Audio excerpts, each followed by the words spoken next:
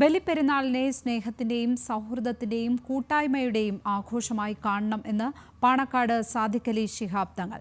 ഏതൊരാഘോഷത്തെയും ധന്യമാക്കുന്നത് സ്നേഹവും സാഹോദര്യവും പരസ്പരം പങ്കുവയ്ക്കലും ആണ്.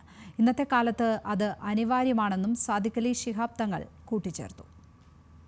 അഹന്തയെ ദൂരെയെറിഞ്ഞ് അപരന്റെ സങ്കടങ്ങളെ നെഞ്ചേറ്റി സാന്ത്വനം പകരാനും അവരെ ചേർത്തുപിടിക്കാനും നമുക്ക് കഴിയണം.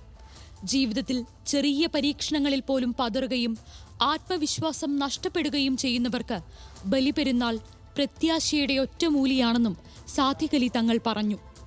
പാണക്കാട് ബലിപ്പെരുന്നാൾ നമസ്കാരത്തിനു ശേഷം മാധ്യമങ്ങളോട് സംസാരിക്കുകയായിരുന്നു സാദിഖ് അലി തങ്ങൾ. ഈ ബലിപ്പെരുന്നാളിൽ ത്യാഗത്തിൻ്റെ ആഘോഷം എന്നതിലുപരിയായിട്ട് എന്നതോടൊപ്പം തന്നെ നമ്മൾ സ്നേഹത്തിൻ്റെയും സൗഹാർദ്ദത്തിൻ്റെയും കൂട്ടായ്മയുടെയും ആഘോഷമായിട്ട് കൂടി ഇതിനെ കാണേണ്ടതുണ്ട്.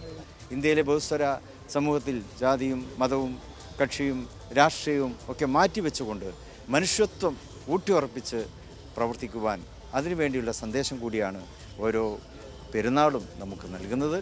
ഈ ബലിപെരുന്നാൾ ത്യാഗത്തിന്റെ ആഘോഷം എന്നതിലുപരിയായി സ്നേഹത്തിന്റെയും സൗഹൃദത്തിന്റെയും കൂട്ടായ്മയുടെയും ആഘോഷമായി കാണേണ്ടതുണ്ടെന്നാണ് പാണക്കാട് സാദിഖ് അലി ശിഹാബ് തങ്ങളുടെ സന്ദേശം. ഏതൊരാഘോഷത്തെയും ധന്യമാക്കുന്നത് സ്നേഹവും സാഹോദര്യവുമാണ്, പരസ്പരം പങ്കുവയ്ക്കലുകളാണ്. ഇന്നത്തെ കാലത്ത് ഇത്തരം പങ്കുവയ്ക്കലുകൾ അനിവാര്യമാണ്. മതങ്ങൾ മനുഷ്യനെ പരസ്പരം അകറ്റുകയല്ല, അടുപ്പിക്കുകയാണ് വേണ്ടതെന്നും തങ്ങൾ കൂട്ടിച്ചേർത്തു.